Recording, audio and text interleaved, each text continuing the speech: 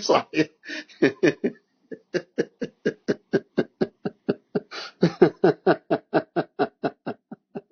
استغفر الله العظيم. والله أنتم متنمرين، حسبي الله على إبليسكم. أنا تكلمت اليوم، بالله انتبهوا لهذا الموضوع، ترى في ناس يغفلون عن هذا الشيء. أنتم تدعون الله سبحانه وتعالى، أنتم تستغفرون الله سبحانه وتعالى، أنتم تقولون لا حول ولا قوة إلا بالله، تحوقلون، أنتم تتحسبنون، تقول كل يوم تقولون حسبنا الله ونعم الوكيل. لكن بسألكم سؤال، من هو منكم اللي يوم من الأيام جلس مع نفسه بمكان، سواء كان مكان مكشوف أو بغرفة النوم أو بصالة أو بمجلس أو بأي مكان، جلس جلسة حقيقية مع الله؟ من هو منكم اللي جلس مع الله؟ أحد يرد علي يقول نعم أنا حسيت إني جلست مع الله سبحانه وتعالى. ما أبغى أحد يقول نعم إني جلست مع الله سبحانه وتعالى وإذا سألته قال لا. في أحد منكم جلس يوم من الأيام جلسة حقيقية مع الله؟ مو في الصلوات. أنا متأكد من حتى الصلوات أحيانا نصلي وما ندري إلا إحنا مخلصين الصلاة. نعم يا طلال، قليل جدا قليل جدا منا أنا وياكم اللي جلس جلسة حقيقية مع الله. كذا أروح المجلس، أروح مقلط، أروح لله سبحانه وتعالى، أطلع من مكاني أغير، أو بس مكاني لما ما يكون معي أحد، يعني يكون في خلوة، أو حتى لو كان معي أحد نايم أو ما هو بيمي، المهم أنه أنا أجلس جلسة حقيقية مع الله سبحانه وتعالى، وأبدأ أستشعر سبع السماوات، أستشعر عظمة الله، أستشعر خلق الله الأرض والسماء وما بينهم، وخلق العباد وخلق آدم وخلق الملائكة والجن والإنس، وخلق لأن الله سبحانه وتعالى يقول هو الذي خلق لكم تبارك الذي بيده الملك وهو على كل شيء قدير، الذي خلق الموت والحياة، لأن الموت خلق الله الموت، فهو خلق من خلق الله سبحانه وتعالى، خلق الموت والحياة ليبلوكم أيكم أحسن عملا وهو العزيز الغفور. هذا خلق من خلق الله. ثم تتدبرون الموت والحياة والبعث والنشور، ثم نتدبر وجود الله سبحانه وتعالى، ثم نتدبر إن الله سبحانه وتعالى الآن وأنا قاعد أقول يا رب قاعد يشوفني وينتظر، مع العلم أنه في سابق علم الله سبحانه وتعالى يعلم أنا إيش بقول، ولكن وكأني أستشعر إن الله قاعد ينتظرني. وش طلبك بعد هالتركيز؟ وش طلبك؟ أستشعر هذا الشيء، أقول أستغفر الله أستغفر الله أستغفر الله أستغفر الله، اللهم لك الحمد ولك الشكر يا رب، إنه أنت يا ربي أذنت لي أنه أنا أدعوك، اللهم يا حي استجب لي دعائي. بعدين أبدأ أركز على الله وكأني أشوف الله سبحانه وتعالى يا رب، وأهدأ. أنا طرقت أبواب ناس كثير، طرقت باب الرقاه وما وجدت حل، طرقت باب من أبواب المستشفيات وما وجدت حل. أنا أعاني من مشكلة، مرض سرطان لا سمح الله، أو مرض خوف أو رهاب أو أي شيء اللي أنت تشتكي منه، أو أنا ما توفقت في زواج، أو ما توفقت المرأة في حمل، أو ما توفقنا في خلفة ذرية. يا رب هذا الشيء ما حد يستطيع أصلا، والله العظيم أنا بقول لكم شيء، هذا من واقع تجربة أنا سويتها ورزقت بعدها برزق ما يعلمه إلا من رزقني الله. تستشعرون هذا الشيء، أنه يا ربي أنا والله في حاجتك، أنا في حاجتك يا رب، في أمس الحاجة لك، وأنت يا ربي خطاب بسيط جدا بينك وبين الله. قلت لكم أنا أبغى جلسة مع الله، ما أبغى الدعاء المتكلف، يعني مثلا كأنه في ختام، في ختم القرآن، أو في مسجد، أو إمام مسجد، أو في الجمعة وكذا، اللهم إني أسألك العفو والعافية والمعافاة الدائمة، اللهم انصر الإسلام والمسلمين، اللهم هيئ لنا من أمرنا رشدا، اللهم. هذا كلها أدعية مأثورة وجميلة جدا ومقبولة، وأسأل الله أن تقبل. لكن في مناجاة، في شيء اسمه أناجي الله، أتكلم مع الله بدون تكلف، أشكي على الله حالي، أقول يا رب أنا أمر بظروف مادية صعبة جدا، وما في أحد يعرف عني، وما أبغى أحد يعرف، لأنهم لو عرفوا بيشمتون وأصلا ما راح يسوي لي شيء، خزائن السماوات والأرض بيدك أنت يا رب. افتح لي أي باب من هالخزائن، يسر لي أي باب. أنا أنتظرك يا ربي تفتح لي باب. مستحيل إني أيأس من رحمتك أبدا. أنتظرك، أنا قاعد أنتظرك بصوت مسموع أو بدون مسموع، ولكنك تناجي الله سبحانه وتعالى. والله إن أجمل مناجاة لله إنها وأنت بخلوة، مسكر بابك بغرفتك بمجلسك بسيارتك وأنت مسافر، تناجي الله سبحانه وتعالى، تقول لله سبحانه وتعالى كل اللي في خاطرك. الناس اللي قاعد تتكلم معهم ممكن يخدمك ممكن ما يخدمك، ممكن يسوي لك شيء ممكن ما يسوي لك شيء، لكن اكيد ان الله سبحانه وتعالى بيعطيك 3 اشياء: اما يلبي طلبك، او يصرف عنك بمقداره، او يدخرها لك يوم القيامه. يعني ما راح يتركك الله سبحانه وتعالى. استشعروا الان وحنا نتكلم انا وياكم الحين ان الله سبحانه وتعالى انزل الملائكه تحفنا وكان بمجلس ذكر. احنا الحين بمجلس ذكر. لا يغركم بهذا القرني قاعد يمزح ويسولف. ترى والله انا اخاف الله. ترى والله ان قلبي رقيق جدا فوق ما تتصورون، فوق ما تتصورون. والله العظيم ان الدنيا عندي فلا تسوى جناح بعوضه. والله العظيم ما فكرت فيها. والله العظيم اني يمكن من ايام عمري حتى في ال40 وال35 اني اتذكر اني حتى استغرب. والله العظيم اني استغرب من الناس اللي مثلا اعمارهم في ال80 وفي ال90 وفي الكذا، واسمعه يقول والله باقي بسوي كذا. اني استغرب اقول هذا يعني ليش تقول كذا؟ يعني المفترض ان الانسان دائما يكون التوجه الى الاخره اكثر. يعني نبحث عن الاخره اكثر عشان تجيك الثنتين. الله سبحانه وتعالى بيرزقك الدنيا والاخره. يعني لازم يكون عندنا حب. احنا نبغى نحب الله. خلونا نحب الله سبحانه وتعالى. ليش نحب الناس؟ ليش انت تحب لك شخص مثلا، او تحب انسان من البشر؟ صحيح الحب موجود، واحنا نحب بعضنا ونحب اهلنا ونحب ازواجنا ونحب عيالنا ونحب جيراننا ونحب اي احد. لكن لا التعلق الحقيقي خلونا نحب الله. كذا استشعروا انك انت تقول لله سبحانه وتعالى، تقول يا ربي والله انا احبك. انا احبك يا رب. حب الله ورسوله. انا احبك يا الله. ولي حاجه عندك. انا مريض. والله مريض يا ربي. تعبت من البلاء. أبغاك تشيله عني. أبغى هذا البلاء يروح من جسدي. أنا أشتكي منه هو في القلب، وما حد يعرف ايش داخل قلبي إلا أنت. شيله يا ربي. تكفى يا ربي. أبغاك توخره. أنا عندي مشكلة بالقولون. أنا عندي مشكلة بروماتيزم. أنا عندي ديون. أنا عندي واحد من عيالي متعبني. أنا عجزت فيه. أدعي له ما خليت شيء. عجزت فيه. أنا أبغاك يا رب لولا تدخلك في هذا الأمر والله أنا ما أقدر أسوي شيء. أبغاك تتدخل. أنا أطلب منك يا ربي أنه أنت تتدخل في هذا الشيء، تنهيه، لأن أنا أعرف أنه أمرك يا رب العالمين بين الكاف والنون. إنما أمره إذا أراد شيئا أن يقول له كن فيكون. إذا أنتظر كلام الله سبحانه وتعالى أن ينقذني من هالأمر اللي أنا فيه. الشكوى إلى الله سبحانه وتعالى رفعة. الشكوى إلى الله رفعة. كل ما أشتكي إلى الله الله يرفع ميزانك. الله يحب يشوف العبد الملح. تدرون وما تدرون، ترى الله سبحانه وتعالى يحبك ربي إذا جيت عنده واشتكيت وبديت تشتكي وتزود الشكوى حقتك وتتذلل تقول يا رب أنا والله ما أقدر أسوي شيء. أنا ما عندي حيلة. أنا ما أعلم الغيب. أنا حاولت أصلح وضعي بس عجزت. والله أني ما خليت شيء. طرقت أبواب كثير. عجزت. الناس هم بيمني. كل أحد مشغول ولا يستطيعون يسوي شيء. أنا قاعد أنتظرك. فرجائي من الله سبحانه وتعالى أن يكون هذا سؤالي ومسألتي إليك، وتبدأ تطلب حاجتك مع الاستشعار. وسع كرسيه السماوات والأرض. مع استشعار الله سبحانه وتعالى ليس كمثله شيء. على هذا الكرسي قوي جدا. الله سبحانه وتعالى قوته لا ترام.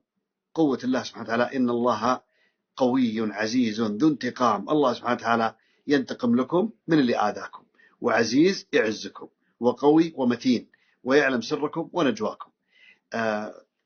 تطلبون الله سبحانه وتعالى. تعال يا ظالم. تعال يا ظالم البعيد عني وعنكم. تعال يا ظالم. أبغاك في كلمة راس. أنا وأنت أحياء الحين. أنت أقوى مني وتستطيع ظلمي. عندك واسطات في الدنيا. أنت بنفسك قوي تستطيع تظلم. هذه زوجة مسكينة أنت تستطيع تظلمها. هذا واحد من عيالك تستطيع تظلمه. هذا جارك. هذا واحد تحت إدارتك. أنت تستطيع. وقع ظلمك وأتعبتني. أنت ساحر. أنت وأنتي سحرة. كفرتوا بالله سبحانه وتعالى ورحتوا وسحرتوا واستطعتوا أنكم تؤذون أسرة وتؤذون بنت وتؤذون زوجة وزوج وأبناء أسرة عائلة كانوا في أمان مرتاحين. تزوج راح طرق باب الناس وأخذ الزوجة هذه وحطها في بيته ورزق بذرية أو لم يرزق أيا كان حياته في بيته مستقر. أنت جيت وسحرتهم وسحرتوا الأسرة هذه وش تبغون منهم؟ وش الهدف؟ وش المطلوب؟ وإلى متى؟ إلى متى وظلمك مستمر؟ ما تخاف تموت؟ أنت تتوقع أن ظلمك هذا ما يستطيع الله سبحانه وتعالى أن يرفعه؟ الله سبحانه وتعالى يستطيع يرفعه عن المظلومين ويوقعه عليك، يوقع ظلمك عليك. تخيل أنت يا ظالم، يا ساحر، يا ساحرة، تخيل أنك أنت وقعت في نفس الظلم، أن أحد تسلط عليك وآذاك وسحرك، سحر أسرتك، وحاس الدنيا كلها، وحاس الدنيا كلها. وش بتسوي؟ وش بتسوي؟ السلام عليكم. ما في اليوم تفسير أبدا يا شيخ. ليش؟ بس أسأل عشان أشوف أقول الحلم ولا بس أسأل وخلاص. أنت قلتي عندي سالفة صح؟ لا، عندي سؤال عن دعاء فك رهان. يلا اسألي عن هذا الدعاء. إني إيه لما أقول أنا أحس بأعراض قوية، حتى قلبي قاعد يدق بقوة، وزي تنمية في الجسم كله، وثقل في الفك والراس. شوفي، خليني أقول لكم شيء، بس قفلي المايك. إن ضحكتي بنزلك. ما أعرف من وين يتكفل. لا تضحكي. طيب. أنتوا الحريم أصلا، أنتوا حتى يعني حتى فك الرهان، دعاء فك الرهان، أنا دعيت قلت اللهم فك رهاني المرهونة من العنصر النسائي، وما فكيته. أنا رحت اسكتي، ولا كلمة، أنا ولا كلمة أقول. لا حول ولا قوة إلا بالله. أنا رحت المطعم اليوم وسبحان الله العظيم، اسكتي الله يرحم أمك اسكتي. رحت المطعم اليوم، وأنا دخلت المطعم، وأول ما دخلت قابلوني رجال يسلمون علي. صراحة للأمانة كان عدد الرجال أكثر بكثير جدا، والأطفال، الرجال والأطفال كان أكثر بكثير جدا من النساء اللي كانوا يتكلموني ويسألون عن أشياء. سبحان الله العظيم، قابلني يمكن خلينا نحط فرض مثلا 10 رجال، 10 رجال و10 صغار. ال10 هذول كلهم ما استغرقت معهم يمكن نص ساعة. بينما أنتوا، إحنا عندنا في الديرة في الجنوب، ما أدري عاد أنا بقولها بكيفكم تفهمونها، وحر قطب جرادة، يعني بلهجتنا وحر قطب جرادة. هيا حلوها اللي اللي بيعرفها منكم يقول عرفتها ويطلع يحللها لي الكلمة هذه، وحر قطب جرادة. أنتوا إذا مسكتوا الرجال ما تفكونه، وإذا مسكتوا الحرمة الثانية يعني إيش تمسكونه ما تفكونه.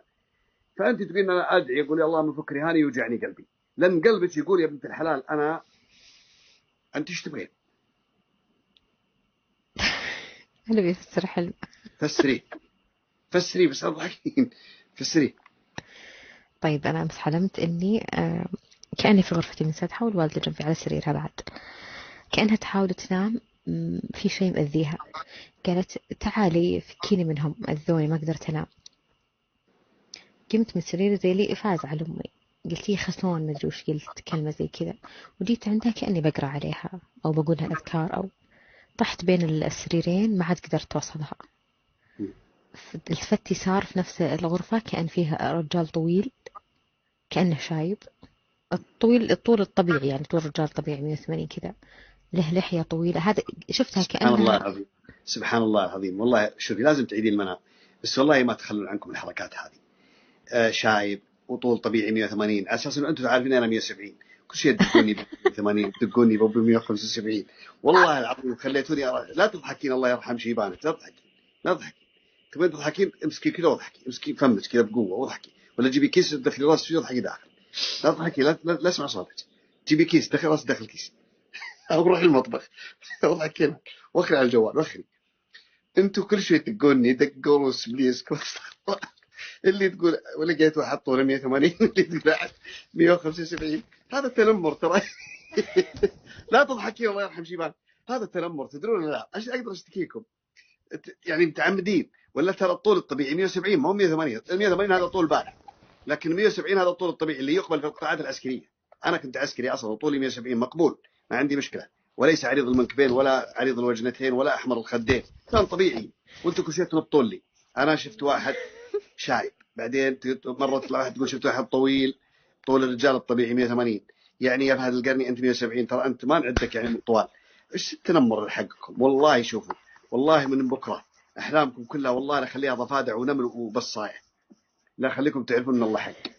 ترى ما يصير. العظيم انا من بكره لا. اتنمر عليكم، انا من بكره اتنمر عليكم، اقول انا والله كنت في السوق وشفت لي مره طبعا طبيعيه جدا، طولها 165 ووزنها 60، والباقي كلهم ضفادع ترافع.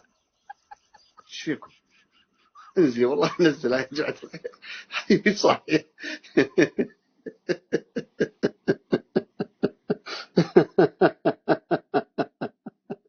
استغفر الله العظيم، والله انتم متنمرين، حسبي الله على ابليسكم. كل شوي طالع لي واحد، انا لقيت لي شايب، انا لقيت لي شايب. يعني ايش؟ يعني ايش؟ يعني ايش؟ اصبغ؟ اقعد كل يوم انا احترق وجهي من الصبغه؟ ما خليت نوع ما جبته، ما خليت نوع من... الله يكرمكم حتى الجزمات، قمت اخذ الجزمات اللي دبل وثري، اطلع الحين لو بغيت البس جزمتي اطلع على السلم عشان اركب على الجزمه، اطلع فوق الجزمه كذا وامشي عشان اطلع. ما مشكلتي مشكله، انا ايش اسوي فيكم؟ وبعدين يقابلني واحد يقول يا والله سبحان الله العظيم، والله انا ما توقعتك كذا، توقعتك اقصر من كذا. يعني برضو يعني التنمر موجود. بس انا مشكلتي ان انا ما ازعل، يعني سبحان الله عادي عندي، انا ما ازعل. ولا كان اوريكم شغلكم صراحه. التنمر حقكم هذا مو طبيعي صراحه. وحاول نقطع باراده. ما طلعت رجعتها، ما ادري هي ولا وين هي، والله اني نسيت. لا أنا بس اتوقع اني رجعتها. انتي أي. يلا قولي المنام. أعيد من أوله. ايه ليش؟ طيب كانت الوالدة على السرير من سطحها، كانت تحاول تنام بس في شيء مأذيها، قالت تعالي فكيني منهم، أذوني أو كذا، قالت كلمة. قمت أنا أبي أجي عندنا زي اللي بقرأ عليها أو زي اللي فازعة. رحت أنا بين السريرين إلا في شخص واقف بدون توصيف، المهم أنه أحد مؤذي بس ما سوى ولا شيء، بس واقف.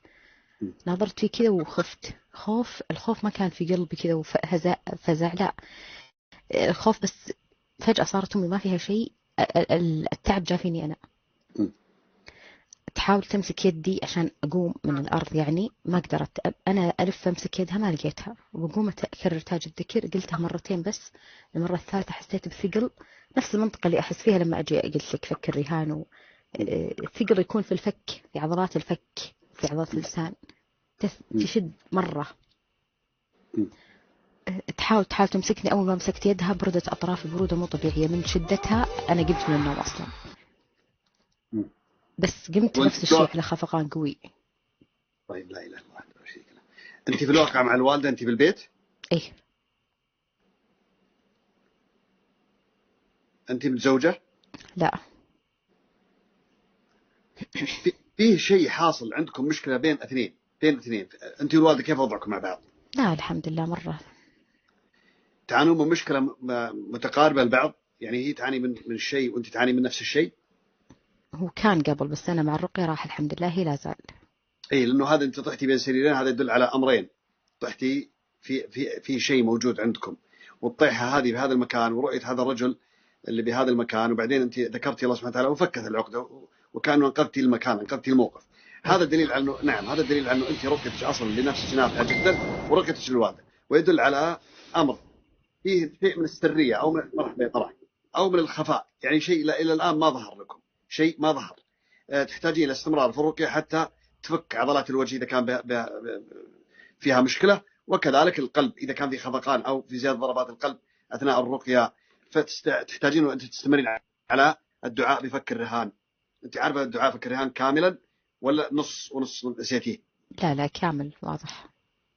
طيب استعيني بالله سبحانه وتعالى وتطبقيه مهما حدث من تعب أو من ألم، لا تلتفتين فيه. هذا نفع، هذه الشياطين تحاول تضغط على الإنسان عشان يتوقف فقط. الحمد لله. نعم. استودعك الله. وياك.